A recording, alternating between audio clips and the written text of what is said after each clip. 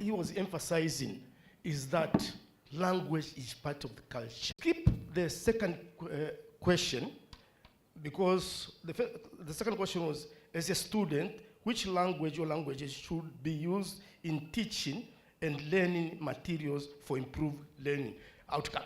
Given that there is no representative, I will ask later, when during the Q&A, nitawauliza nyie mliokaa pale wanafunzi, je, unadhani kwamba ni lugha gani itumike ili uelewe zaidi? Kwa mfano, ifundishwe Kiingereza au Kiswahili? Kiingereza kinafundishwa shule, ukirudi nyumbani inakuwa kama umeingia kwenye kisiwa, unakuta kila mtu anazungumza, mazingira yote ni Kiswahili. Hilo nitauliza baadaye. La tatu, the third one, actually he made some remarks on that one. How does teaching in one's native language contribute to preserving cultural identity and fostering cognitive development? He said something about that. And less than, Bala, do you want to say something about that? 5 minutes, please, if not less. Thank you very much. I think most of us know who Generale Ulimwengu is. And one day he said, he and I are both founder members of Haki Elim. And we had a discussion, and he said, you know, our system, our education system in Tanzania is actually teaching all our children to leave Tanzania. And especially if you go to English medium schools, there isn't a single reader written by a Tanzanian in those schools. I'm not sure if there's a read even written by an African in those schools. They're all foreign books. Now, they may be good books, they're interesting books, they're exciting books, but they come from a different culture, and we are introducing our children at a very early age to a different kind of culture. Professor was doing that also because he thought this was a part of how he was supposed to behave, because he was in a school where everyone whose hair was like my hair. Now that's in Germany, but even here in Tanzania, we are turning our children, if you read Ngugi also, Ngugi wa Thiong'o, language is culture. Even myself, you know, I'm English born, English is my first language, my mother tongue, but I know that when I speak Swahili, or when I write Swahili, because when you speak, you put on a culture, unavaa utamaduni wake. And that's why there are many words you can't translate from English into Swahili or from Swahili into English. A very simple example, I had to teach my mother the word pole, because I don't know any other way of expressing my concern for her. And pole is such a good word, but pole is not sorry. For those of you who think, I'm sorry to tell you, it doesn't mean sorry. But that's just a small example. So culture is essential, and if we want our children to grow up strong in our culture, even myself with my son, I didn't speak English to him for 5 years because I wanted him to be very proud in his own identity as a Tanzanian. Of course, he speaks good English now, but to begin with, I didn't want to create this schizophrenia in him. So the culture is essential. And just to add to that very briefly, I think some of our neighboring countries, they actually teach in early primary school in areas where they don't speak Swahili or English. They actually learn how to read and write in their own languages. And I actually believe this is something in Tanzania we should think about as well. Kama mimi nilizaliwa Msukuma, nimeelewa Kisukuma, nakutana na Kiswahili kidogo sana, and suddenly I have to go to a primary school where I don't know Swahili or English. And then I have to learn how to read and write in a language I don't know. So I think it is something worth considering, and we need to maintain the cultures of all our vibrant peoples all through Tanzania as well. But then by the time, and I think this is answering the person who introduced us, by the time they get to standard 7, I think almost every child in Tanzania is fluent in Swahili. So, and you see the primary school leaving exam the other day, eh? So now we have 70% of children who failed their English language exam.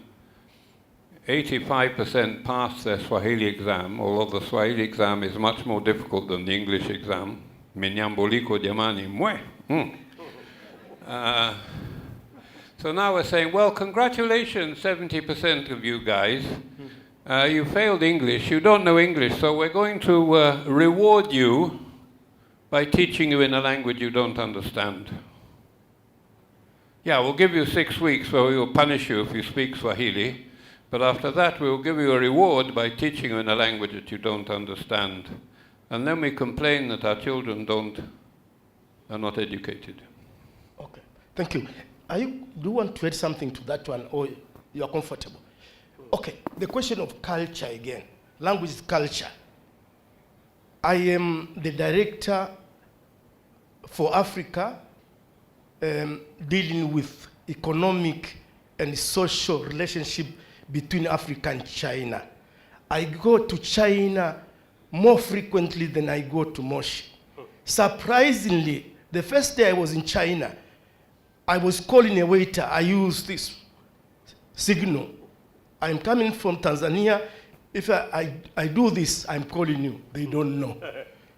Then I was hungry. I was talking about eating. I use this one. I need food. They don't understand that because they use the sticks. So it is part of culture. Okay, let's go to the last question now. What strategies or models can be employed to support multilingual education systems that accommodate diverse languages within a classroom or within a school setting? We are not saying that, okay, it's only Swahili, forget about English. No, the two will be together. And nowadays, actually, because of the floods being made in China, Chinese now, we need also our guys to start talking Chinese. But number one, Swahili. Karibu, Bakitaman. Asante.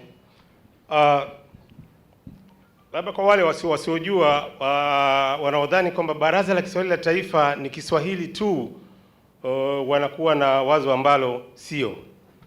Baraza la Kiswahili la Taifa ni taasisi ya serikali ambayo ili tafsiri yako ionekane ni sanifu na inakidhi kupita katika utaratibu mwingine wa serikali, lazima utaambiwa nenda BAKITA ukatafsiri lugha zote. Kichina, Kijerumani, Kifaransa na lugha zingine unazojua duniani. Unatafsiri, tunapiga muhuri, alafu unaendelea. Nimeazungumza hayo kwa sababu kwanza tunasisitiza watu kujua lugha nyingi zaidi. Ukiwa unajua lugha zaidi ya 2-3, una nafasi ya kupata kazi Baraza la Kiswahili la Taifa kuliko Mswahili mahiri ambaye umesoma shahada yako ya 3 ya Kiswahili. Kwa hivyo hilo tumeliona na tunasisitiza watu wafahamu lugha zote. Tatizo letu wa Tanzania ambalo tumeliona, niseme kwa ujumla, ni kwamba tumefikia mahala tuko kama katikati hivi. Kiingereza hatusomi, tukipata vizuri, lakini kwenye Kiswahili pia tunaona kama ni kigumu. Kwa hivyo tuko katikati kwa sababu sisi tuna vipindi vya lugha ambavyo tunadhani kwamba pale ambapo watu kidogo wamepungukiwa tuwajalizie kwa maarifa hayo. Kuta Waswahili ambao wamezaliwa katika lugha ya Kiswahili, kuna makosa mengi wanafanya wakidhani ni Kiswahili sanifu. Sasa ukija kwenye lugha ya Kiingereza, sijui kwa sababu labda tunajitahidi sana kwamba hapa ningeanza kuzungumza Kiingereza alafu nikachapia 2-3, ni rahisi kujulikana kuliko ungezungumza Kiswahili alafu ukachapia kwenye Kiswahili huko. Kwa hivyo tunachosema ni kwamba lugha zote tunazipigia chapuo, watu wasome wazijue. Hasa kwa mfano Kichina. tunagombana sana na Wachina kwa sababu wanakuja kufanya kazi hapa kwetu, na kinachowashinda wao ni kwamba wanakuja, mtu hana taaluma ya kusomea, lakini ukimweka kazini anafanya kazi kuliko hata yule mwenye taaluma aliyesomea. Sasa wanachokifanya ni kwamba anachukua cheti cha mtu mwingine tu, anakuja huko na photocopy ili anataka kutafsiriwa ili aonekane yeye ndio mwenye fani hiyo, kama ni ya uhandisi ama fani nyingine. Kwa hivyo hebu angalia ambavyo wenzetu wametumia lugha yao ya Kichina kupata umahiri, kupata ujuzi na stadi za kufanya mambo, na wanayafanya kwa weledi kweli. Wanakuja kwetu, akifanya huku huwezi kujua kama labda hana cheti, hana nini. Cha msingi wao wanaweza kufanya kwa umahiri mkubwa. Kwa hivyo ambacho tunasisitiza ni kwamba lugha zote watu wasome kwa bidii. Sasa hivi, zamani ilikuwa ni Kiingereza, kama hujui Kiingereza ndio unachekwa, lakini sasa hivi watu waliostarabika sio Kiingereza tena. Labda watu watakucheka kama hujui Kichina ama Kifaransa ama lugha zingine. Na nitumie fursa hii kusema serikali ina imeshaanza mpango wa kubidhaisha Kiswahili kwa miaka 10, kuanzia 2022 mpaka 2032. Kinachofanyika sasa hivi ni kwenda kwenye balozi zetu nje ya nchi, kuanzisha madawati ya lugha ya Kiswahili, na mipango labda kama ikiwa vizuri, baadaye wale wageni wanaotoka nchi hizo ambazo balozi zetu zipo, wakija huku watakuwa wana fursa ya kupata mawili matatu ya Kiswahili, ili wakija huku isionekane wamekuja kwenye nchi ngeni zaidi. Kwa hivyo jamani, lugha zote tunazichukulia kwa uzito wa sawasawa kabisa. Kwa vijana wetu ambao tunaona kwamba Kiswahili ndio lugha wanayotumia, sisi tunasema kwamba kama ni lugha ya Kiingereza tumeamua, labda serikali ama sera imesema ni lugha ya Kiingereza, tuanze kuanzia darasa la kwanza mpaka chuo kikuu kama tumeamua hivyo. Lakini kama ni Kiswahili, huu utaratibu wa kufundisha watu Kiswahili kuanzia darasa la kwanza mpaka darasa la 7, akifika form 1 anasoma vitu viwili kwa wakati mmoja. Anataka maudhui ya umahiri, lakini wakati huo huo anataka umahiri wa lugha ya Kiingereza. Haiwezekani. Mimi kwangu, ni maoni yangu binafsi, hii haiwezekani mtu akawa mahiri kwa miaka 4 alafu akatoka pale ana umahiri wa maudhui na umahiri wa lugha. Asante. Very quickly, we need these languages. I'm an English teacher, but using a language as a medium of instruction when people don't know that language enough is the worst way of teaching a language. I repeat, most of our children come into secondary school with very little English, and suddenly they come against very high levels of English, even in Form 1. That is the worst way of teaching the language. And there is a research that has been done recently. I don't know whether it's been published, but we were told about it. They analyzed the books which are used in Form 1, and then they analyzed the language level of the children coming into Form 1. And the books are about 10 levels above the level of English that the children had, even after they've done these 6 weeks. These 6 weeks is nothing, it's a drop in the ocean. If we want people to speak English, they should be taught English properly as a subject by people who are trained to teach English step by step to enable them, and I am 100% sure that when they get to Form 4, they will actually have more English than those who are now using English as a medium of instruction when they don't have English in the first place. Now, in order to do this, we have to change the examination system as well. If we gave, there was one, I'm told, I haven't actually seen this research, but the upgrading teachers had to do an exam in English, and they nearly all failed. So they asked to do the exam in Swahili. And they did the exam in Swahili, and they nearly all passed. Now, what does that tell us about our secondary school children? If they'd done the exam in Swahili, these terrible failure rates would not be there. They know many things, but they can't express it. And so I learned French in English. I learned Spanish from 0 to A level in 2 years in English. I never used it as a medium of instruction, but I learned those languages. And I think those who are studying Chinese in our schools now, they probably speak better Chinese than they speak English as well. So let's learn all these languages, but let's teach them in a proper way instead of imposing it as a medium of instruction or a medium of learning, as I like to call it. I can instruct you in any language, but I'm not sure you'll learn anything. Thank you for that. Actually, the man from Bakita was saying the government is trying, the government is doing this and that.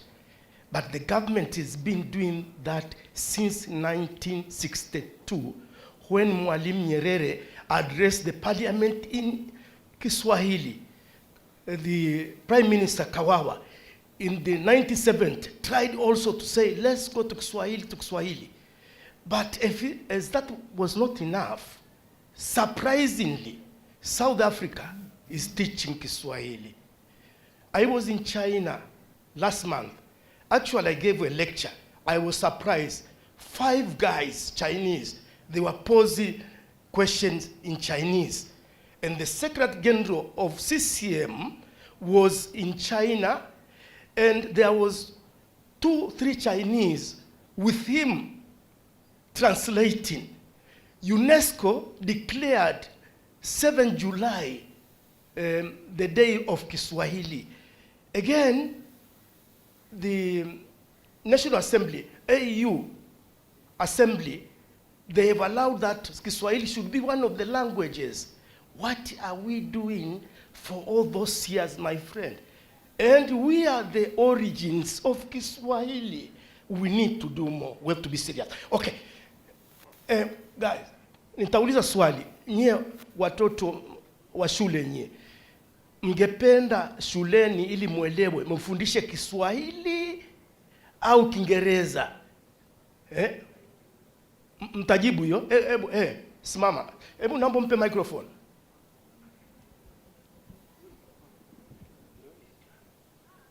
Hebu mpe mic tafadhali.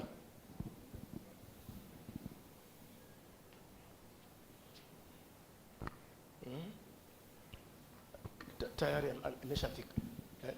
Okay. Hawa ndio wadau wenyewe, tuwasikilize wanasemaje. Habari za mchana. Shikamoni. Marhaba. Kwa majina naitwa Warda Hussein Mselewa kutoka shule ya sekondari Mrijo, wilaya ya Chemba, mkoa wa Dodoma. Kwa mimi ninavyoona, lugha ambayo wanafunzi tukifundishwa na tutaelewa ni lugha ya Kiswahili, kwa sababu unakuta kwenye mitihani lugha iliyotumika ni lugha ya Kiingereza. Ila wanafunzi wengi kukielewa na kielewa, ila jinsi ya kujibu ndo wanashindwa. Ila anakuambia kabisa ni pale swali lingeandikwa kwa Kiswahili, najua kabisa limeandikwa kwa Kiingereza na nalielewa lilivyoandikwa, ila kujibu ndo nashindwa kujibu kwa sababu lugha ni ngumu ya kutumia, ambayo lugha inatumika ni ya nini? Ni ya Kiingereza.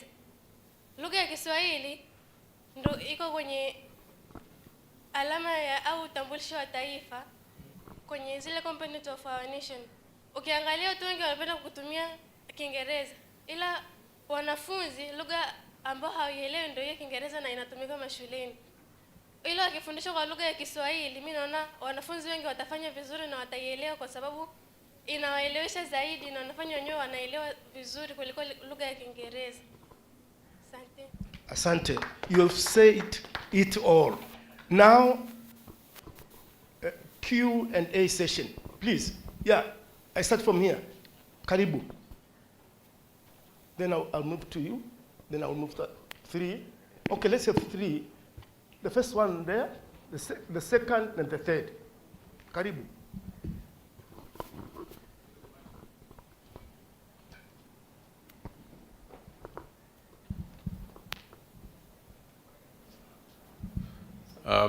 Thank you so much.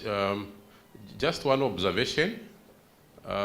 We thought that we were going to discuss this in an international context, but I'm seeing it to be about Tanzania. I think that we're a bit excluded as international participants. So maybe we can look at the Africa level. For example, in Zambia, we have a policy where 80 graders are taught in local languages. I think for the last 5+ years, that has not yielded the desired learning outcomes. The literacy levels have gone down, and the reason is that when you start using local languages, we call them language of play, transitioning to English, which is the official language, which is also an international language, becomes very difficult. And normally, the literacy skills that learners acquire in the 8th grades are lost along the way. So we have tried it at Zambia to start with the local languages. Teachers are complaining, learners are not breaking through in terms of literacy skills, and we are trying actually to go back to the old system where we began with English.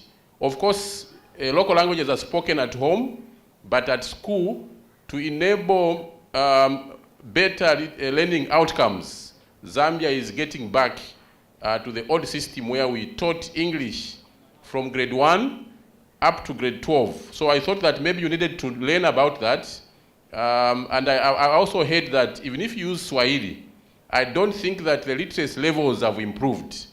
And I don't know whether you are doing better, because whether you like it or not, it's not our fault. English came to us because of colonialism. Now it's an international language. You can't avoid it. So if you start with Swahili, are you assuring me that the learning outcomes are going to be better? I doubt it.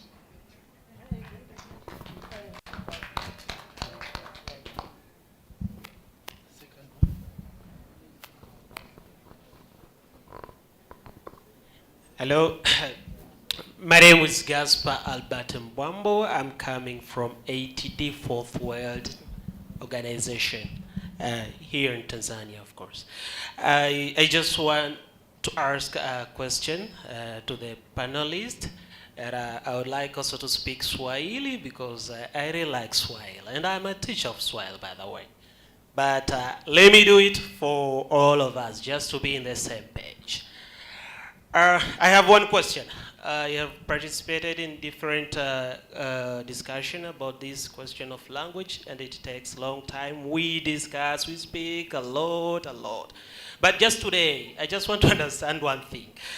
So how do we reach the goal of using the language which the pupils and the students understand in learning? How do we reach there? And then it will be a good point to start to think how we can move on, because all the way we have been speaking that English is hard and everyone knows that.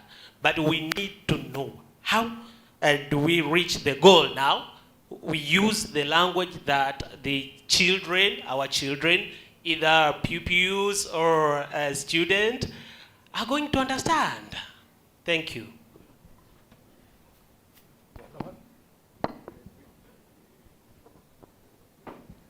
Naam, asante sana. Kwa majina naitwa Shaibu Mandova, nafanya kazi na Aga Khan Foundation. Swali langu ni moja tu. Msemaji hapa amezungumzia swala la serikali kwamba inafanya vizuri, na moderator akazungumza kwamba ni miaka mingi imepita mpaka sasa hivi hakuna maboresho katika swala hilo. Mimi kama mzazi, ni pia kama muhanga aliopitia mtaala wenye kufundisha Kiswahili kwa miaka ya mwanzo mpaka la 7, baadaye tunakwenda kwa Kiingereza kwa ugumu mpaka unafika form 2, form 3 kidogo unang'amua kidogo Kiingereza, unaingia mtihani ya form 4 ambayo hufanyi vizuri kwa sababu ya lugha, unakwenda mpaka chuo kikuu huelewi vitu vizuri, tunakariri tunafanya hivi. Mimi nataka niulize kwa wataalamu, wamezungumza vizuri sana na mimi naunga mkono swala la kuwa na lugha moja ianze mwanzo mpaka mwisho. Halafu pia hapa karibuni tumekuwa na makongamano mengi ya kuboresha mitaala. Nakumbuka moja nilishiriki na Mabala alikuwepo. Hiki anachozungumza leo ndicho ambacho alizungumza pale Dodoma. Lakini pia wazazi na wataalamu wengi sana wamekuwa wakizungumza hili kwamba tuwe na lugha moja. Swali langu ni hili. Kama wataalamu hapo mbele huenda mmefanya tafiti na mmewahi kushirikiana na wadau wenye maamuzi katika masuala haya, hasa ni kitu gani kigumu kinachowafanya washindwe kufanya mabadiliko hayo? Miaka 60 sasa hivi. Huenda mnafahamu, mtuambie sisi wazazi tuweze kufurahi kwamba kumbe shida iko hapa, ili turidhike, tuwe kwenye kifungo hiki cha maisha ambacho kwa kweli sijui nani atatukomboa. Asante sana. Okay. Upande huu. Mnataka kujibu hizo kwanza? They want to respond to that. But before they respond, I want to respond to the guy from Zimbabwe, from Zambia. The reference to Tanzania is because Tanzania is the big brother in two senses. One, most of the liberation movement, the guys, Mora Machel, Angola, blah, blah, South Africa, they were here and they learned Kiswahili. Another unique feature about Tanzania, Tanzania has got 120 tribes, mother tongue languages, but the Swahili one is the unifying one. If you go anywhere, you'll find something called Tanzanian Club at the embassy, all over the world. But if you go to the same places, you'll find a Luo club, a Kikuyu club, a Kamba club, in reference to Kenya. Nigeria, you'll find Igbo club, Yoruba club. So, because of these unique factors, we're talking about the Tanzania. But definitely, you have a case for your own country. Mambala. I'd like to answer my Zambian colleague, but before that, namjibu huyu, uende kwa mlokole umwambie kwamba Mungu hayupo, uone kama utaweza kumshawishi. Kiingereza kimekuwa dini. Ndio maana watu hawasikilizi matokeo ya utafiti, watu hawasikilizi mbinu bora za ufundishaji kwa sababu ni dini. Haya. I was very fortunate to come to Zambia several times. I was actually principal consultant for the introduction of life skills in Zambian schools, and also I held a writer's workshop in Zambia, and we pre-tested the stories that were written in a secondary school. This is before you changed your system, and I'm not saying this is a criticism of Zambia. But I just want to be clear, because the same is true in Kenya, in Uganda. I'm not sure about Malawi, but I guess it is. Who speaks English in these countries? So anyway, in this secondary school, in a small town, I think it was Kabwe, we asked the teachers, well, will the children understand the stories? I said, oh yes, this is Zambia, this is not Tanzania. We speak English. We said, fine, good. So we read the stories, and the students didn't understand them. The stories had to be translated into what you call the languages of play, and I think that's actually one of the problems. Swahili is not just a language of play. And then they discussed in their own languages, and then the teachers translated their comments back to us in English, and we had a very good discussion because they were discussing in the languages they felt comfortable in. So one of the arguments used even here in Tanzania is, oh, you see, but the Kenyan speaks English and the Ugandans speak English. But I've been to Ugandan rural schools as well, even a model school, and they don't speak so much English. English, probably, I'm sure the Kenyans speak more English than Tanzanians do, I don't deny that. And the Zambians do, and the Zimbabweans do, and the Malawians do. But that's not true of the whole country. In the rural schools, they don't. And so they're also being deprived of education, and what this panel says, the radical idea that people should be taught in a language they understand from the beginning. And so most of them are missing out as well. The advantage we have in Tanzania, which we're not using, is that we have a national language which is understood by everyone, at least by the time they finish primary school. And we should take advantage of that instead of saying, oh no, we don't want to use that advantage, let's go back to the colonial language. Now, I agree that it was imposed on you by the colonialists, you're absolutely right. Do we have to continue with this imposition? And I think this issue being taught in I prefer not to call them local languages, being taught in their own national languages. For how many years? I think Kenya it's 3 years in some places. And it's mainly when they are learning how to read and write. It's for the issue of literacy. Then they transfer to another language. Yeah. We are running short of time. Bakita man, why is the government not walking the talk? 1 minute. What's the problem? Yeah, every time you come, the government is. What is the problem? Why are you not walking the talk? 1 minute, please. I see the other groups. The other group is finished. Swali gumu kidogo, lakini niseme, nimeanza kusema BAKITA ni taasisi ya serikali ili na nyie wa Tanzania ambao kwenye serikali hii mnafahamu utaratibu wa serikali. Niseme tu kwamba hatua hizi za sasa za Kiswahili kilipofikia, tulianza wakati tunasema Kiswahili ni lugha ya taifa. Tukaja tukasema Kiswahili ni lugha ya amani. Tukaja tukasema Kiswahili ni lugha ya ukombozi. Wenzetu bahati nzuri umewataja huko kusini mwa jangwa, walikuwa wanakimbilia huku kuja Waswahili wanazungumza lugha moja, tunaishi kwa pamoja. Sasa hivi hatuna cha ukombozi, hatuna kutafuta amani, hakuna kutafuta nini, tunatafuta pesa kutumia Kiswahili. Ndio maana serikali imekuja na mpango wa kubidhaisha Kiswahili kwa miaka 10. Serikali inatoa pesa, wataalamu wanakwenda nje ya nchi, wanawapa mafunzo Watanzania wanaoishi nje ya nchi, wale ambao wana taaluma za Kiswahili, na haya yanafanyika katika balozi zetu. Kwa hivyo ni kweli wewe na mimi utasema serikali imekuwa ikifanya. Huko nyuma lugha ya Kiswahili ilikuwa ni kama nilivyozungumza, lugha ya kutufanya tuishi vizuri tu, lakini sasa tumeona Kiswahili kitupatie fedha. Ndio maana serikali imekuja na mkakati huo na imetoa fedha nyingi tu kwa ajili ya kubebesha Kiswahili. Asante. Asante. Waambie serikali tumechoka kungoja.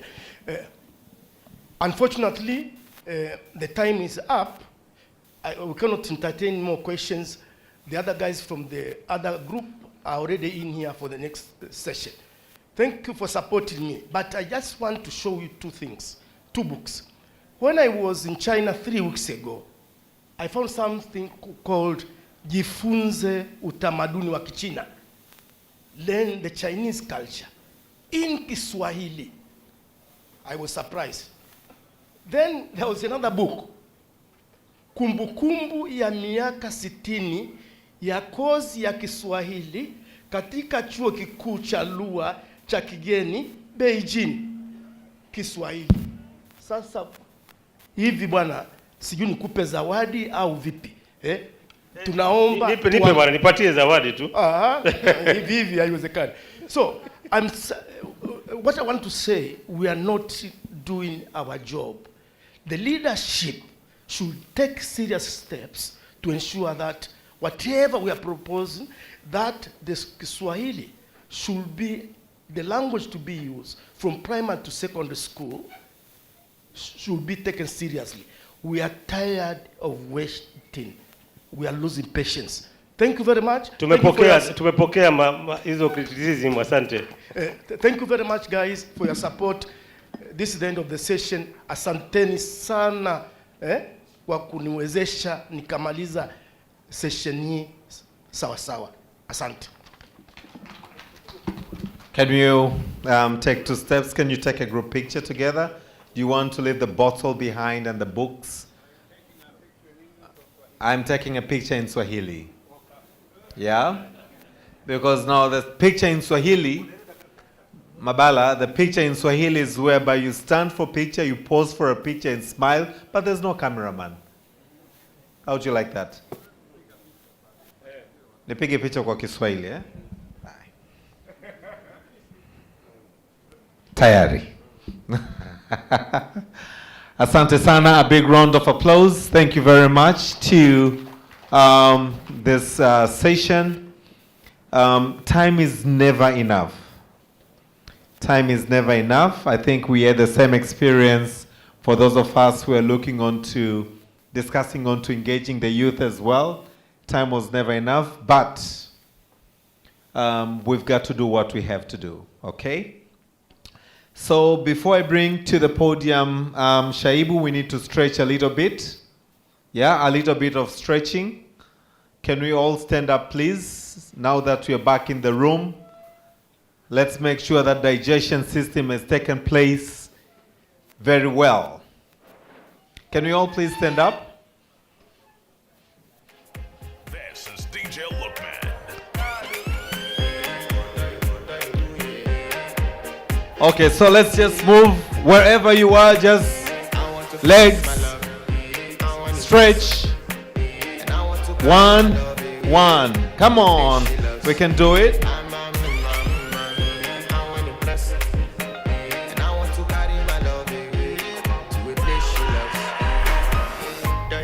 Hands up.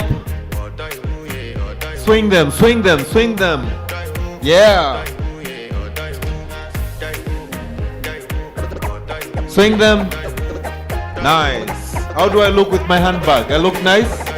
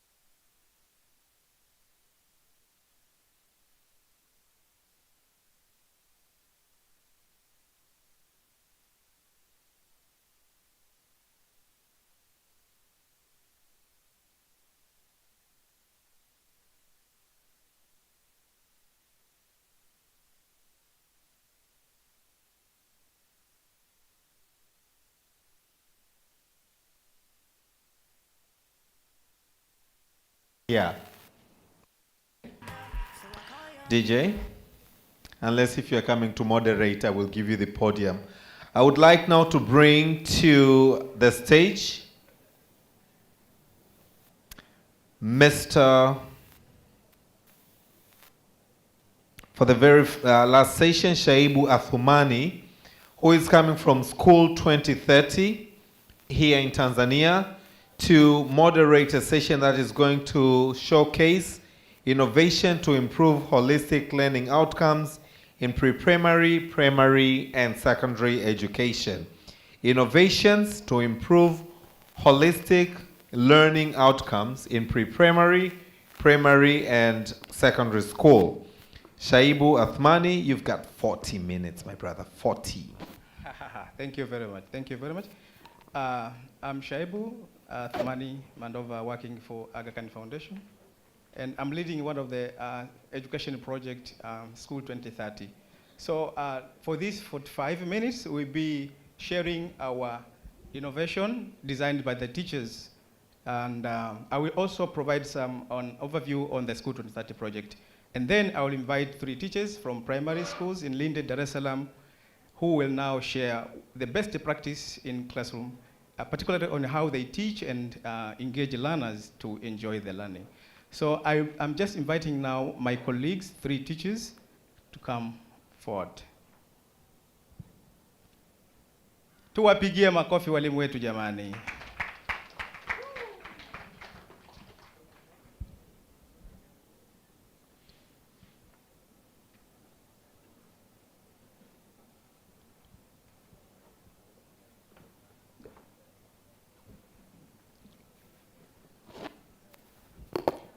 Yes, but before our presentation, we have to sing one song that portray teachers' power. And I know we always sing that song when we meet as a teacher. So let's stand up, all of us, so that we can sing that song.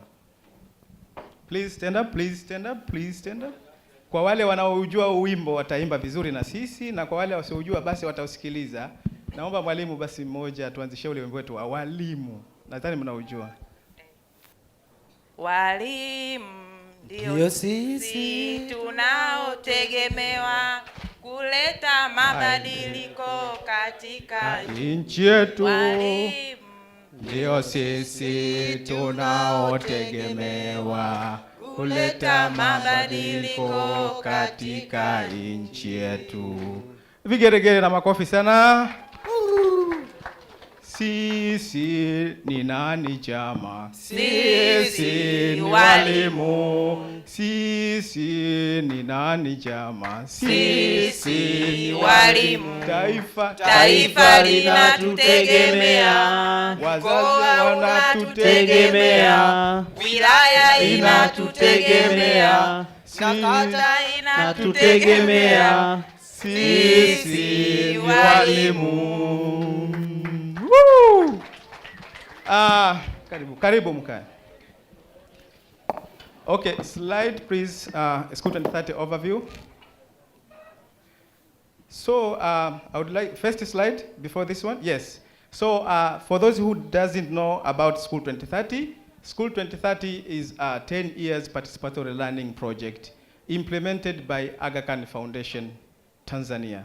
And this project aims at improving it's based on 1,000 schools across 10 countries, including this Tanzania. So we are implementing this project in Tanzania, Kenya, Uganda, Brazil, Portugal, Pakistan, India, Tajikistan, Kyrgyzstan, and Afghanistan. So in those 10 countries, we are implementing this project equally. And we are engaging teachers, learners, parents, and community at large to ensure that they support learners to achieve their goals, learning goal. Next slide.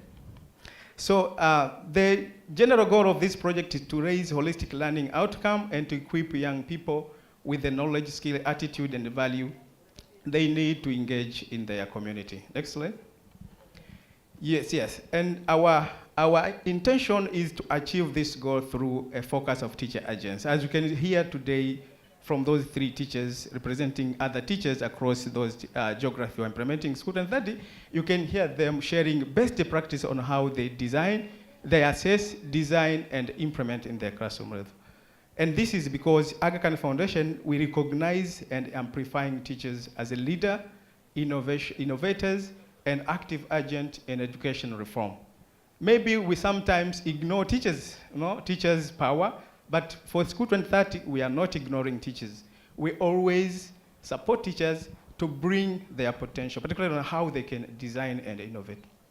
And we are using human-centered design. This is a toolkit we use to scaffolding teachers' effort on how they can design, they can be innovator. So we are using this human-centered design to ensuring that they design. And we have that tool free for everyone. Next slide, please. So when we ask teachers to assess and innovate and to implement their best practice, we are asking them to focus on the selected holistic learning outcome for 3 levels. We have holistic learning outcome for preschool. You can see the 5 holistic learning outcome we are focused to improve.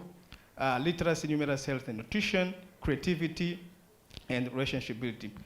But also in standard 4, we focus the other holistic learning outcome as well, Form 2 in secondary school. And today, those teachers are representing those levels, and they can share their best practice on how they support learners. Thank you. Next slide. Yes, and for the teachers to understand the challenge that's facing their learners, they undertake assessment. And we developed several assessment tools that teachers use in their classroom to ensuring that they understand the level of the learners in those categories of holistic learning outcome I mentioned, like literacy, they use the International Development and Early Learning Assessment tool, IDELA. I think most of you know the IDELA. And we use the BEC to assess learning environment. But we have several tools that we designed for the teachers to assess. Next slide. So once teachers assessed and understand the difficulty that's facing learners, they now come together using the human-centered design toolkit we designed, and they now innovate. They're innovating a solution that can address those challenges. And up to date, because this School 2030 project we have started, we initiated it in 2020. Up to date, we have already collected 162 innovation from those teachers. And they have those solutions now being implemented in their classroom. So we can hear some of the solutions as represented from these 162 I mentioned. And the solution are designed for several levels. As I said, there's some solution for preschool, 10 years old. This is standard 4 in Tanzania, primary school, and 15 years old for secondary school. I think Form 2, Form 1, Form 3 there. But also we are engaging CSO to design solution for out of the school kids. And those solutions, they can share those teachers if they are working or not, but particularly they want to hear more from you. Next slide. Yes, as Aga Khan Foundation, once teacher designed the solution, they test and bring evidence and share evidence. For example, today they will be sharing evidence in this forum. And we have been organizing different forums for those teachers, bringing them together with stakeholders of education to share those to share their innovation.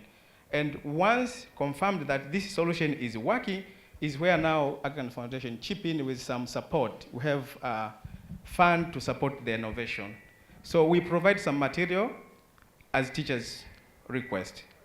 Next slide. We provide some electronics item. We sometimes construct classroom and so forth. It depending on what teacher need, ensuring that they smoothly support teaching and learning processes in the classroom. Thank you. Next slide. Yes, those are some of the support that we provide. As you can see, when teachers say that I've designed this, but in order to implement this solution, I need some outside learning spaces. We build that space, we construct that space. Or if I want swing, we provide those swing for. So we provide a lot of the material, ensuring that we support those teachers, enjoy their innovation. Next slide. Yes, some of the innovation from the teachers, and we provide also tablets to teachers, ensuring that they enjoy teaching processes. And this is because we support them because we understand that they have capacity in designing what they want. Instead of waiting for other professionals, other actors in education to come to school and say that, teacher, I want you to do this. No, we have to foster teachers' agents by giving them space to assess, to design and implement, and collect evidence to share in different forums, like here today. Next slide, please. Yes, some teachers came out with a solution related to climate resilience. And this is because they know we can integrate climate and teaching also at each level. Next slide. Yes, thank you very much. Last year, in same venue, we hosted global School 2030 Global Forum. In this venue, I think some of you attended that forum. It was Forum for School 2030, and we had opportunity for the teachers from those 10 countries, as I mentioned earlier. They came here and they shared their innovation. So for School 2030, we are doing this because we understand that teachers have those capacity. We have their own capacity. So we have to provide space for them to share. That we don't have to bring teachers here to listen only. They have something, even little, that they can share to contribute education agenda. So today we can hear those teachers explaining their best practice, designed by themselves, tested by themselves, designed by themselves, and they're implementing it. And they have evidence showing how teachers they have the power. Next slide. Okay, thanks you. So I was just giving an overview on how School 2030 support teachers, fostering teachers' agents in improving holistic learning outcome of their learners. So they prepared presentation. Sometimes they brought, some teachers, they brought some materials, but mostly they want you to hear, comment, and improve their innovation. Maybe you can even ask, as you are implementing different education projects, you can deploy some of the solutions. As I said, we have 162 solutions working in those geography. We are in Zanzibar, here in Dar es Salaam, and Lindi, implementing the project. So teachers have designed their own innovation, as you can see, but I think they will be able to share. They're written in English, but they'll be able to share it fluently in Kiswahili. So for those who can hear Kiswahili, they have to follow tentatively the slide because they are written in English. Thank you very much. Let's welcome our teachers. The first teacher is learning through local games. Okay, thank you. You're welcome. Learning through. I think they're displaying learning through.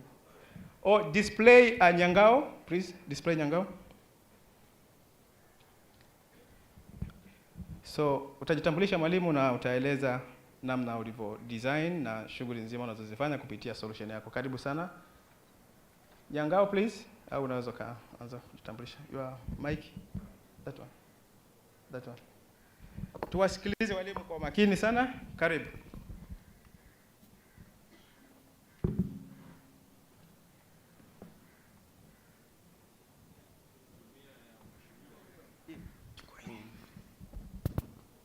Na wasalimu katika jina la Jamhuri ya Muungano wa Tanzania. Kwa majina naitwa Mwalimu Muipagi Shinje Lushindikila. Ni mwalimu wa shule ya msingi Nyangao iliyoko halmashauri ya Mtama, mkoa wa Lindi, Tanzania. Niko hapa kwa ajili ya kuleta ufumbuzi wangu ambao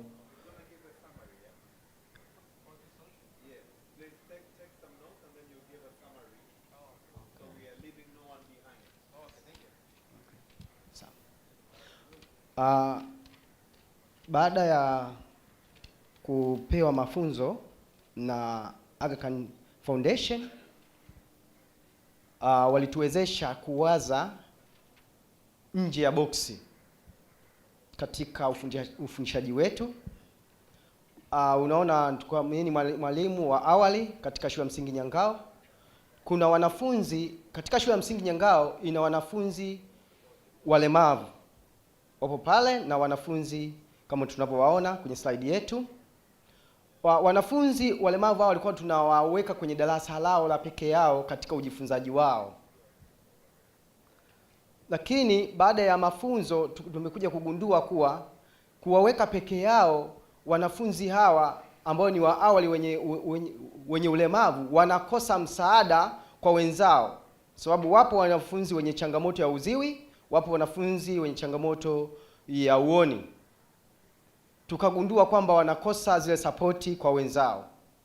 Wanafunzi tulio nao wenye ulemavu ni 22, 12 wa vulana na 10 wasichana.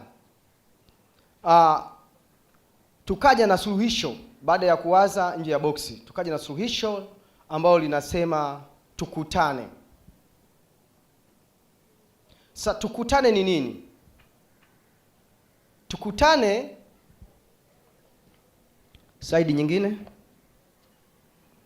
Tukutane ni vifaa na zana mbalimbali ambazo zinawakutanisha wanafunzi wote katika darasa moja na wanajifunza wote kwa pamoja. Na mwanafunzi asiyekuwa na changamoto hiyo anamsaidia mwenye changamoto nyingine. Nikiwa namaanisha mwanafunzi mwenye changamoto ya uoni anasaidiwa na mwanafunzi asiyekuwa na changamoto ya uoni. Kwa hiyo katika darasa hilo, hata kama mwalimu hayupo, japo ni wa awali, lakini wana uwezo wa kusaidiana na wakaelewana na wakaweza kusaidiana vizuri. Tukaja na kitabu hiki ambacho kinatumika kwenye tukutane. Kitabu hiki tunachokiona hiki, kitabu hiki kinatumika na mwanafunzi ambaye ni mwenye changamoto ya usikivu lakini mwenye changamoto ya uoni, na mwanafunzi ambaye hana changamoto hizo anakitumia pia, kama tunavyoona kuna moja hapo na kuna moja ya alama, kuna moja ya nukta nundu. Lakini tunayo moja nyingine ya nukta nundu ambayo si ya kupapasa, na hii sasa ndio inayomuongoza mwanafunzi huyu ambaye hana changamoto hizo kumsaidia mwenye changamoto hizo, mwenye changamoto ya uoni. Na tunatumia kifaa gani? Tunatumia vifaa kama hivi. Kwa mfano kwenye nukta nundu nikawa nimewaza sema nukta nundu hizi kwani hatuwezi kutafuta namna nukta nundu zikawa zinachezwa hata nje, wanafunzi wanapokuwa nje, wanapokuwa wapi, wanatumia kama mchezo. Nikagundua kwenye nukta nundu kuna kuwa nasema ni seti zile zinakuwa 6 kama hivi. Ukiteremsha hizo hayo mashimo yangu yanakuwa yako 6. Okay. Yeah. This one. Yako 6. Sasa haya tayari yanakamilisha, maana yake akibonyeza kwenye mashine tayari yanakamilisha nukta nundu zote kwa pamoja umeshika. Sasa mfano nataka kuandika herufi A, maana yake kwenye nukta nundu yetu tukiandika, tukiweka hivi, alafu asiyeona akipapasa hapa anajua hii ni A. Kwa sababu hizi zitamuongoza, haya mashimo yatamuongoza kwamba hapa ni hapana kitu, lakini hii kuna kitu fulani ambacho kipo. Sambamba na hivyo tuna kadi ambazo tunatumia kitabu kile, kadi pamoja na kibao kile ambacho kinatumika kwenye darasa jumuishi. Sasa namna kinavyotumika, mwanafunzi wanasoma, wanasoma kile kitabu na wenzao wanasoma, alafu tunakuwa tumegawa kadi, tumeweka kwenye makundi, tumewagawa kadi. Tunamwambia wengine wekeni kadi A, wanaweka kadi namba A, na tunamwambia mwanafunzi aisome asiyeona A hiyo kupitia kitabu kile. Akishaisoma tunamwambia atengeneze kwenye kibao. Wakishatengeneza, kama mfano kutengeneza pengine namba 3, watatengeneza alama ya namba, wataanza na alama ya namba kwenye zile seti za kwanza 6, kwa sababu tumesema kwamba Braille ina seti 6. Hiyo ni seti ya kwanza. Kama unatengeneza namba 1, basi itakayofuata basi ataweka namna hii. Hiyo ni namba 1. Namba 2 ataweka tena, ataongeza namba 2. Namba 3 maana yake itaenda hivyo. Hiyo ni namba 3 ya Braille. Kwa hiyo hata asiyeona akigusa hapa anajua kabisa hii ni namba 3. Kwa hiyo hii inakuwa imesaidia darasa langu, maana wanafunzi wamekuwa wakishirikiana kwa kiasi kikubwa sana. Na kama tunavyoona kuna alama hapo. Wanafunzi wangu wanaweza kutengeneza alama 1, 2 hadi 10, A hadi Z za alama kama kawaida. Kwa hiyo wanasaidiana wao kwa wao ndani ya darasa.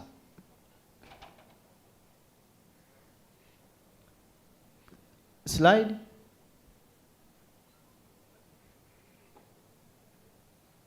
Lakini katika kupitia maandalizi ya suluhisho hilo tulipitia changamoto mbalimbali.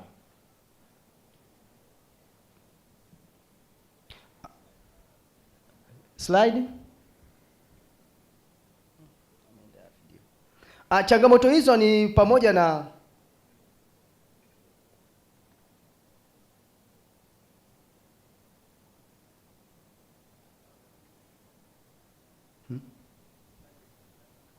rudisha kidogo slide samani. Hilo lipita.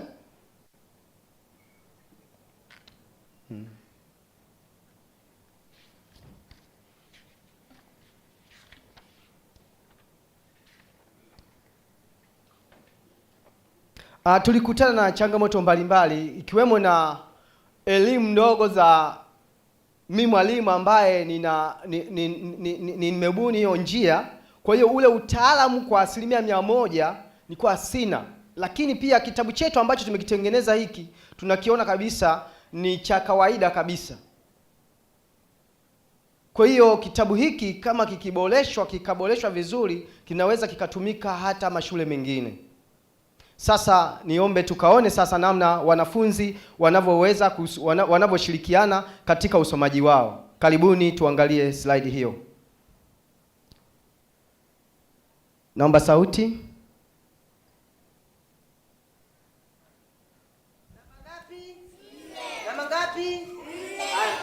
4. Tutengeneze kwa alama. Namba 4. Tutengeneze kwa alama 6.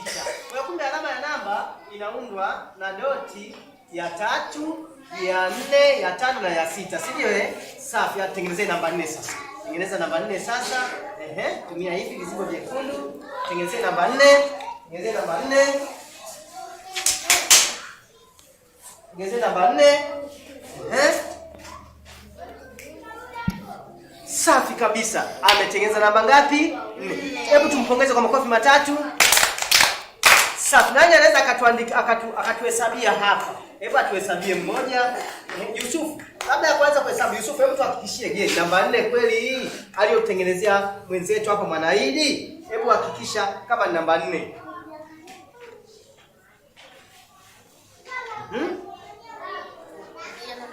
Ni namba 4. Safi kabisa.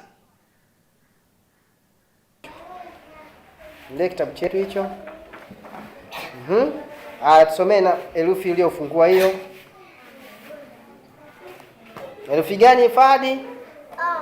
Herufi A. Safi kabisa. Hebu tengeneze kwa alama wanafunzi wote kwa pamoja. Kwa alama. Safi. Nani anaweza kanitengenezea A ya nukta nundu kama hiyo ambayo amefungua Fadi? Anitengenezee mtu mmoja. Haya, nitengenezee A. Chukua kibao chetu. Chukua geuza vizuri. Geuza kibao chetu. Atengeneza A. Safi. Hiyo nini? A. Mpe Fadi aisome. Hiyo A hiyo. Fadi, hebu isome hiyo A. Kama ni A kweli wametengeneza. Fadi, ni kweli? Haya, safi. Haya. Tuendelee. Fungua Fadi, fungua kitabu chetu tena, endelea kufungua. Fungua inayofuata tena, acha hiyo, fungua nyingine. Haya, tusomee hiyo.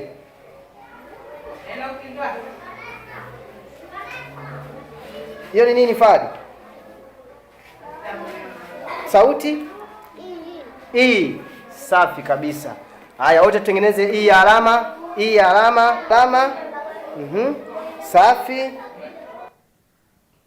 Asante. Kwa hiyo kama tulivyoona wanafunzi wameweza kusoma.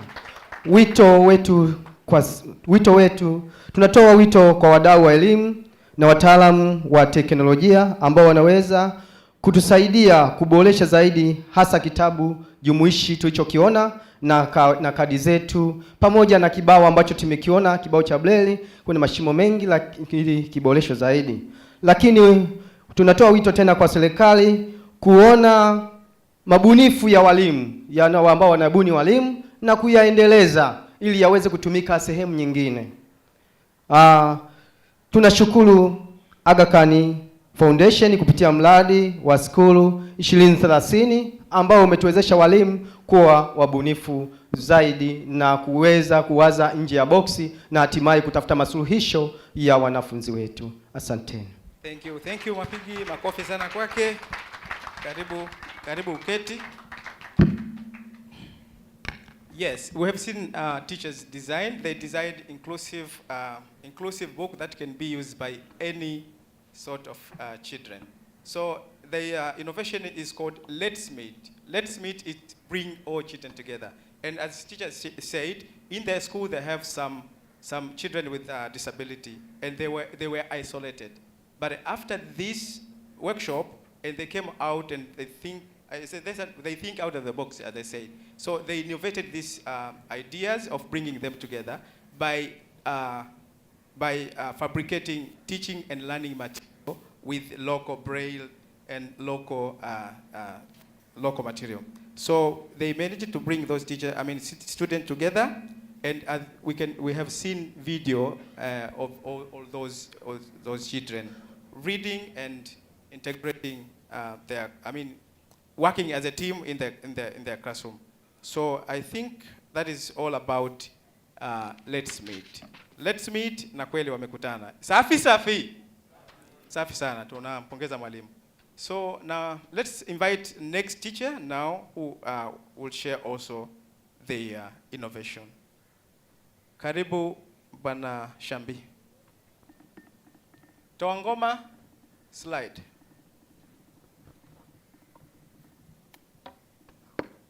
Habari za mchana.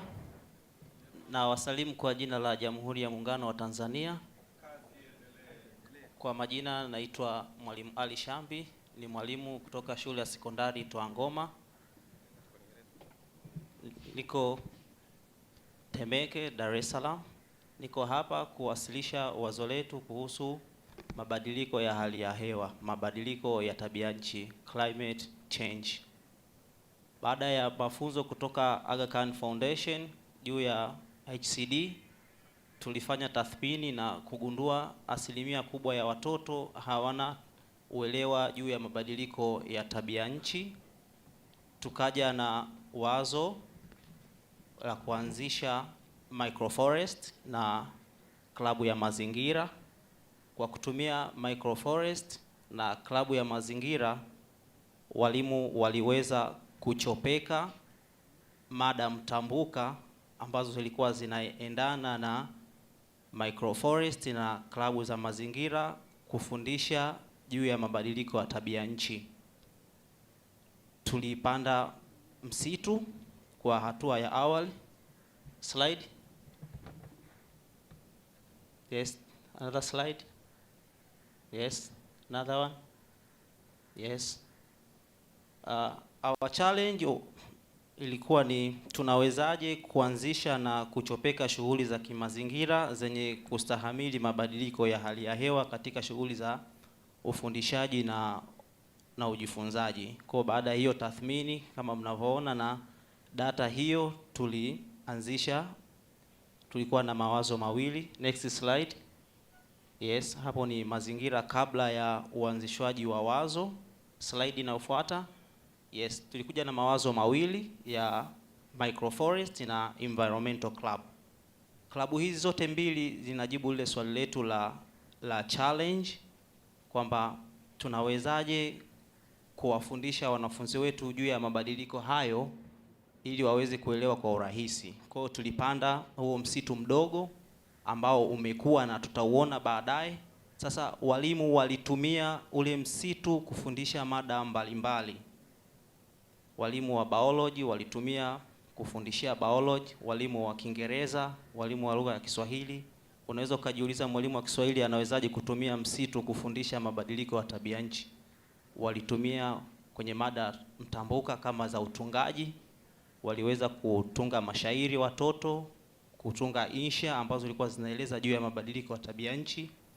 Walimu wa biology kwenye klabu ya mazingira wanatumia kwenye mada mtambuka kama mada ya waste management, ni namna gani watoto ambao walikuwa wanashiriki kwenye klabu hiyo ambao walikuwa wanashiriki kufanya usafi kwenye mazingira ya nje ya shule kama maeneo ya stendi na maeneo ya hospitali. Tutaona baadaye jinsi watoto walivyokuwa wanashiriki kwenye hizo klabu. Kwa hiyo walimu kwa kiasi kikubwa waliweza kuchopeka mada ambazo zinaingia kwenye hizo klabu na mada ambazo zilikuwa zinaingia kwenye huo msitu mdogo na kuwafundisha watoto mada, lakini wanachopeka juu ya mabadiliko ya tabia nchi.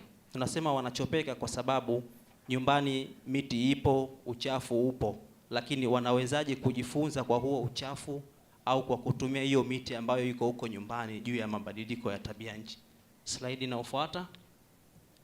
Huo ni msitu mdogo kama mnavyouona hapa, umeshakuwa, lakini ulianza awali, ulipandwa.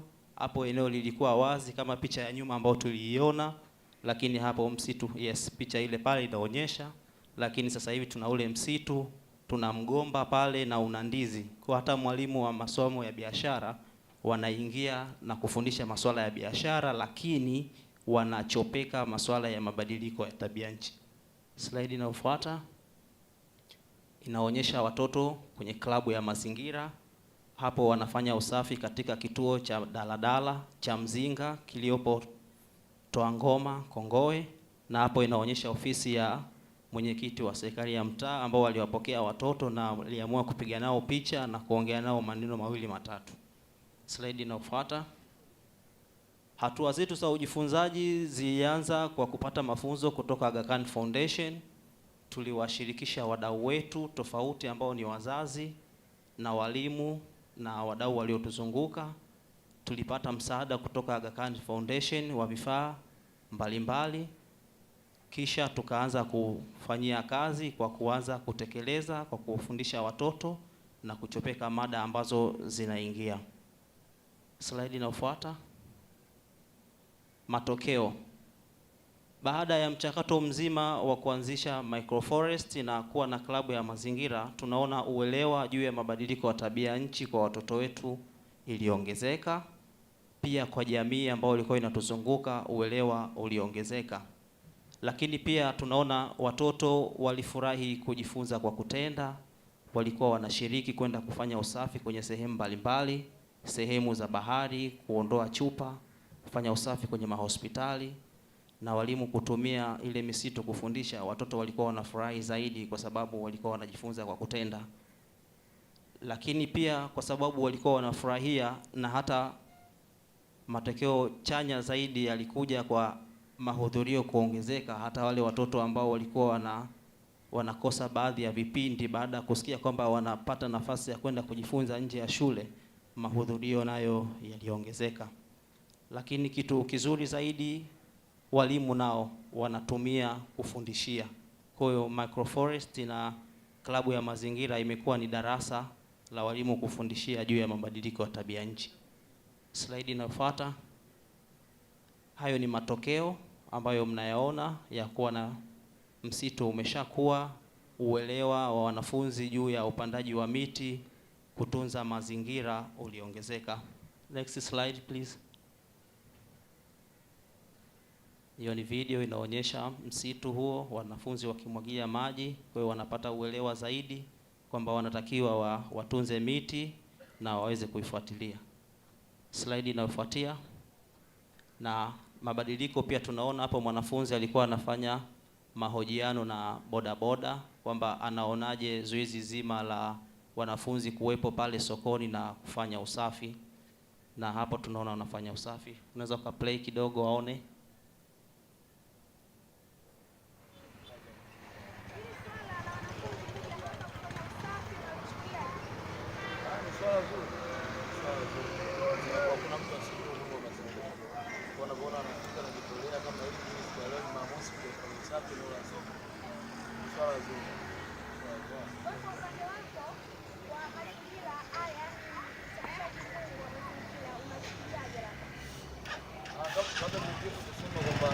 Swala hili la usafishaji wa mazingira hasa eneo la soko, kwa sababu eneo la soko ndio eneo ambalo watu mbalimbali wanakuja kuchukua bidhaa kwa ajili ya matumizi ya nyumbani. Eneo la soko linapokuwa chafu kidogo inahatarisha afya za watu. Sababu wanakuja kuchukua bidhaa lakini bidhaa hizo zinakuwa hazina usafi. Inaweza kusababisha kutumia bidhaa lakini kuja kupata magonjwa mengine ya mlipuko kama kipindupindu. Asante. Hapo tunaona uelewa unatafutwa kwa kujaribu kuuliza maswali ili kuona namna gani jamii inaelewa. Tuliendelea na tulikuwa na jarida hilo ambalo lilikuwa linaandaliwa kwa kushirikiana na wanafunzi na walimu, ambalo lilikuwa linatolewa na kusambazwa katika maeneo ya karibu ya shule na stendi. Lengo kubwa ilikuwa ni kuhakikisha elimu juu ya mabadiliko ya tabia nchi yanafikiwa katika maeneo yote. Kuna segment tofauti tofauti unaziona hapo: Elimika, Kipaji Changu, Mwalimu Wetu, Ana kwa Ana, Dondoo za Mazingira na Habari Picha. Hizo segment zote zilikuwa zinaelimisha. Mwalimu pale alikuwa na mwalimu wa biolojia anajaribu kuonyesha ni namna gani anaweza kutumia msitu mdogo katika kufundishia. Mwanafunzi anazungumzia juu ya kipaji chake ambacho ni kuchora. Anaweza kutumia kipaji chake cha kuchora lakini kuelezea juu ya mabadiliko ya tabia nchi. Slide inayofuata. Wito wetu kwa wadau ni kwa wadau wa elimu, wazo hili liweze kutumika katika shule tofauti tofauti. Athari ya mabadiliko ya tabia nchi ni makubwa sana. Tuliona picha ile ya awali, mafuriko, hali ya hewa kuwa na joto kali. Athari ni kubwa sana juu ya mabadiliko ya tabia nchi. Kwa hiyo wazo hili tukilipeleka katika shule nyingi, elimu kubwa juu ya mabadiliko ya tabia nchi yatafikiwa. Pia sapoti kutoka kwa serikali tunaomba, na wadau mbalimbali wa elimu waweze kutuwezesha zaidi kuhakikisha tunaweza kupambana juu ya kutoa elimu ya mabadiliko ya tabia nchi kwa jamii ili tuweze kuwa na dunia ambayo ni salama. Tukumbuke kwamba hakuna planet B, planet tuliyopo ni hii. Kwa hiyo tukiharibu hatuna sehemu nyingine ambayo tunaweza kwenda kuishi. Lakini kwa moyo mkunjufu tunawashukuru Aga Khan Foundation kwa msaada wa vifaa na elimu waliotupatia juu ya HCD, ambapo imetusaidia kuvumbua na kuwa na solution zaidi ya 100 na zaidi ambazo zinatumika, ambao lengo letu ni kuhakikisha wanafunzi wanafikia malengo yao ya kujifunza. Asanteni sana kwa kunisikiliza. Asante. Makofi yatoshi jamani. Makofi sana ya kutosha. Thank you Mr. Shambi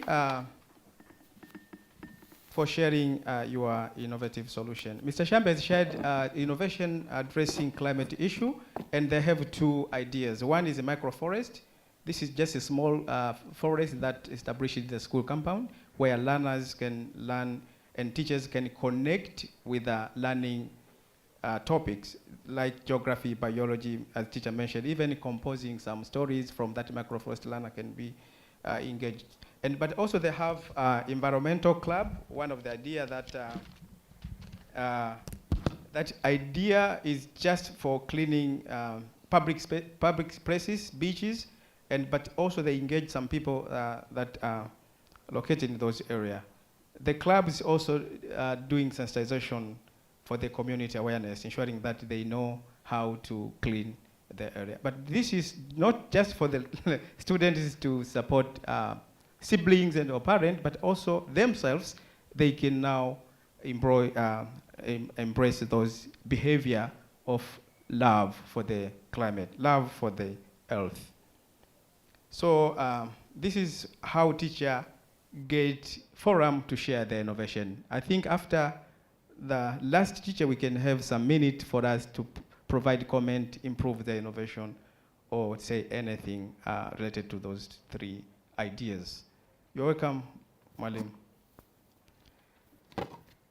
Lindy, slide for Lindy.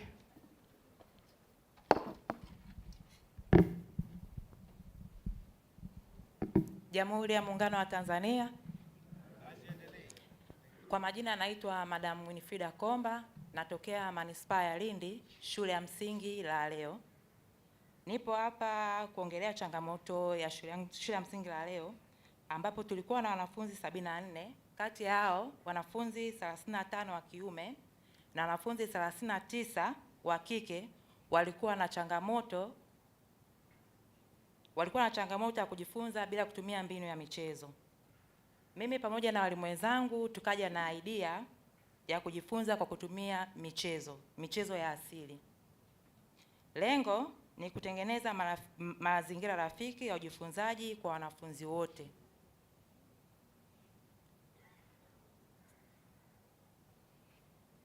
Ujifunzaji kwa kutumia michezo ya asili, hii ni innovation 50 kwa 50. Kwa maana kwamba mwalimu anafundisha 50% darasani, lakini 50% nyingine ataitumia nje ya darasa kufundisha kwa kutumia michezo ya asili kama vile kombolela, kipande, mdako, lede, baba mdogo kasema na mengineyo.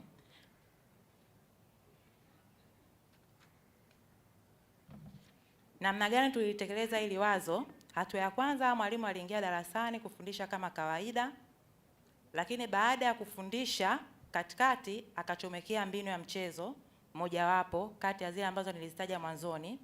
Baada ya kuchopeka katikati ya kipindi, anawaelekeza wanafunzi namna gani ambavyo wanaweza kujifunza mada za darasani, maili ya darasani ile ambayo alikuwa anafundisha tokea mwanzo, huku akiwa wanajifunza. Kwenye picha pale pembeni tunaona watoto walikuwa wanacheza mada ya occupation kwa kutumia visoda. Ni visoda ambavyo watoto waliokota wenyewe wakaja navyo darasani. Mwalimu alipomaliza kufundisha akawaelekeza namna ambavyo wanaweza kucheza. Lakini baada ya mwalimu kumaliza kuwaelekeza namna gani ambavyo wanaweza kucheza, anapiki watoto wachache wanakuja mbele kujaribu namna gani ambavyo wanaweza kucheza huku wakiwa wanajifunza maili za darasani. Baada ya wanafunzi wachache kuonesha namna gani ambavyo wanaweza kucheza huku wakiwa wanajifunza maili za darasani, wanafunzi wengine wote nao watashiriki katika kujifunza maili hizi. Slide nyingine. Hii ni mfano wa video watoto wakiwa wanacheza. Driver. Shopkeeper. Policeman.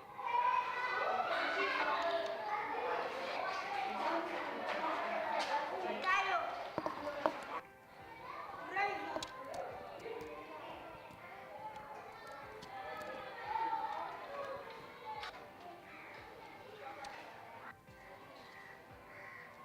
Doctor. Policeman. Dentist. Nurse. Barber. Driver. Shopkeeper.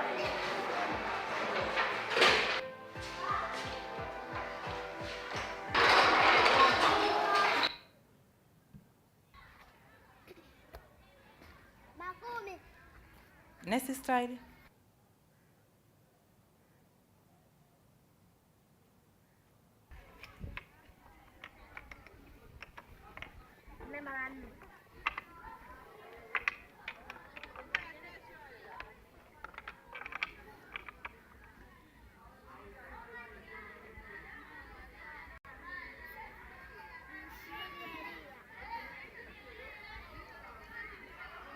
Next.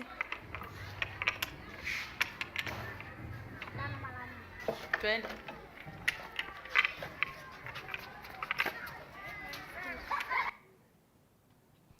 Kwenye video hapo tulikuwa tunaona mchezo wa kombolela, wanafunzi walikuwa wanajifunza somo la hisabati, kilumi, kusoma namba au kanuni, lakini kombolela walikuwa wanaweza kujifunza kwenye somo la sayansi, makundi ya vyakula, maarifa ya jamii, awamu za marais, lakini pia watoto walikuwa wanaweza kujifunza mchezo wa rede kwa kufanya maili ya kuzidisha, baba mdogo kasema, maili ya English vocabulary au magonjwa ambayo yanaambukiza. Matokeo, baada ya kutumia mwongozo huu tukapata matokeo tendo zima la ufundishaji na ujifunzaji. Next slide.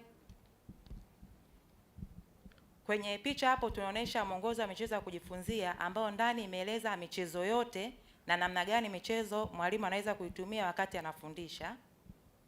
Next slide. Thank you. Okay, thank you, Madam Komba. Makofi kwake. Yes, our final teacher has shared learning through local games, and they incorporating those local games in the learning context. And as they shared, they have developed guide that can even be shared to other teachers within the school or even nearby school. So teachers can integrate learning through play, learning through games, local games.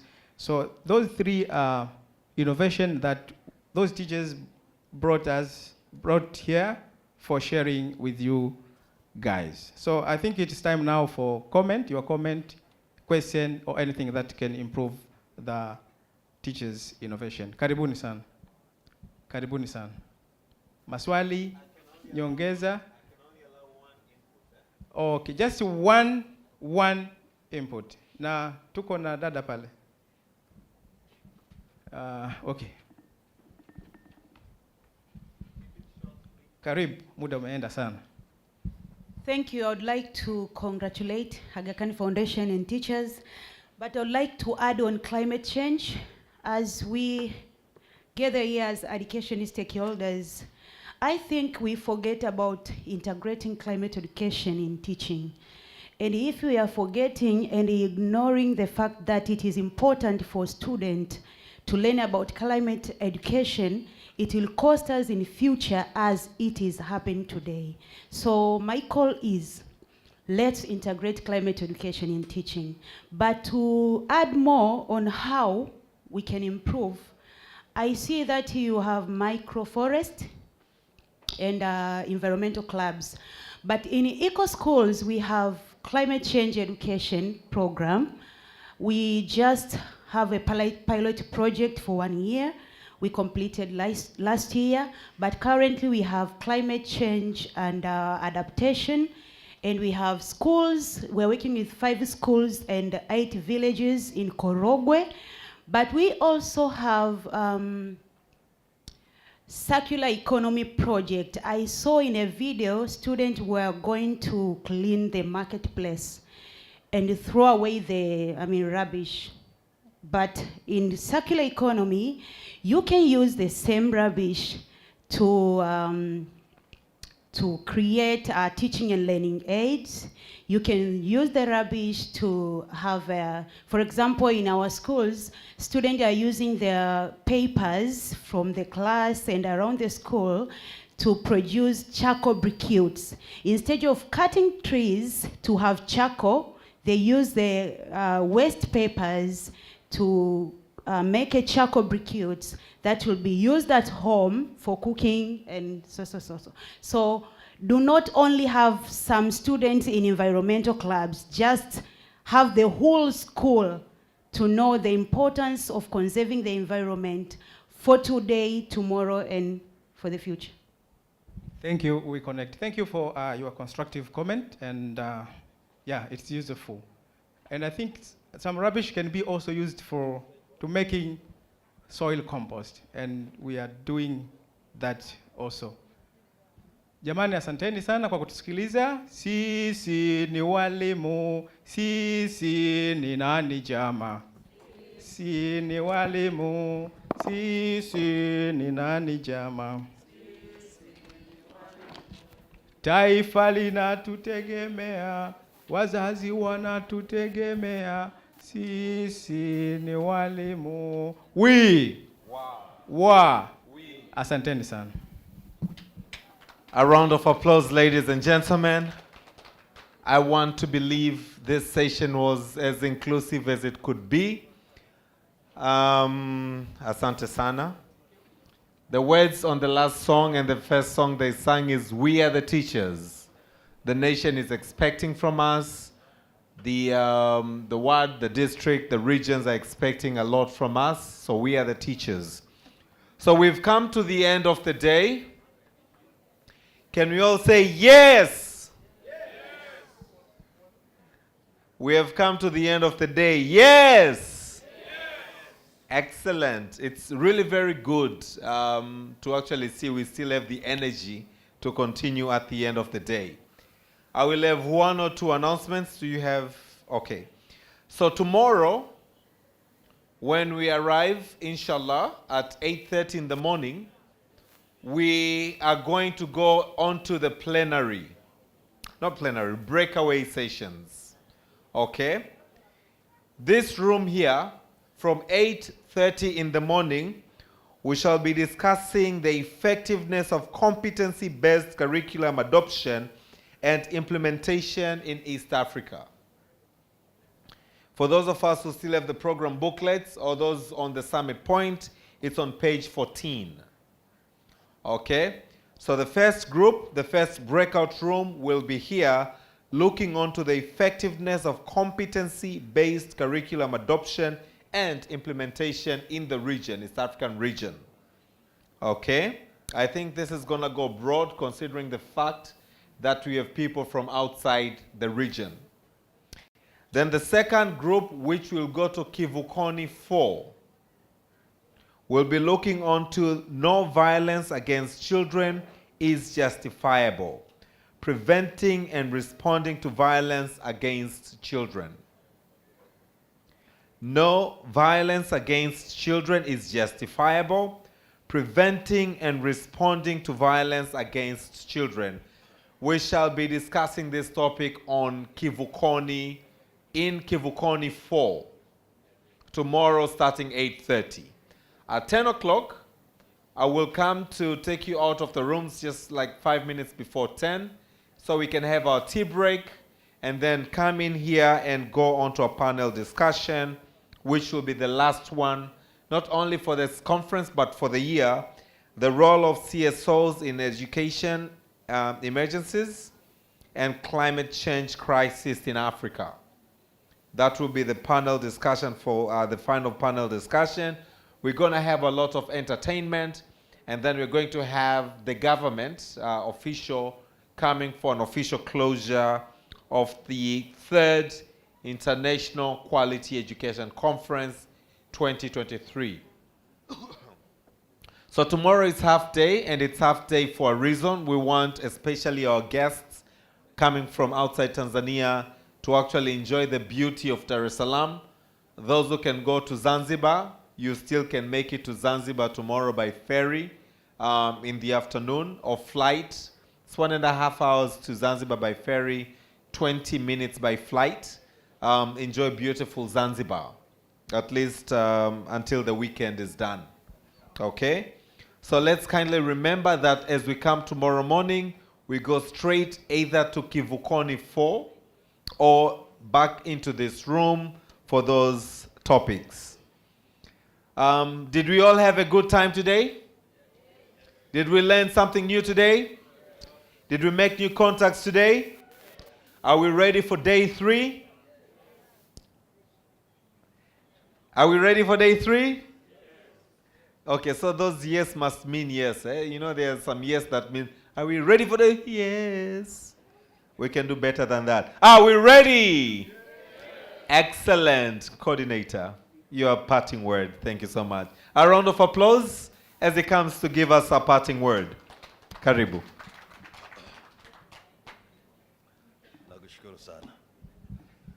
Hello. Wow. It's a beautiful good evening. And we have come to the end of our sessions today. I just want to thank you one more time for being so resilient for the second day. And to thank the participants and moderators and panel discussants who have made this day a very success. But again, I'm taking full responsibility for those who are coming from different parts of Africa to teach you Swahili in a hard way. But next year, we are going to improve on that. And I'm just trying to be more proactive so that it doesn't come in a recommendation. Because we are going to have translators who will be able to assist us to translate Kiswahili, Arabic, Spanish, whatever the language you would want us to be able to translate. But again, I think for those who have attended most of these sessions today, we have been able to learn, we have been able to interact, but also we are urging each one of us to take the presentations. They will be flashed by tomorrow, most of them, for you to take home, but also to learn and share with your colleagues. I'm so impressed. There was a topic here with the radical inclusion is to teach children to the language they understand best. And for those who have been able to join that topic, we still ask you to share a lot of insights because it's one of the areas we are trying to grapple with in Tanzania. In the past 2-3 days, we had primary level examinations report where we did not do very well in English, but we did so well in Kiswahili. So I'm not quite sure if that gives us an impetus to start learning through Kiswahili or to continue to struggle with English as I'm doing so here.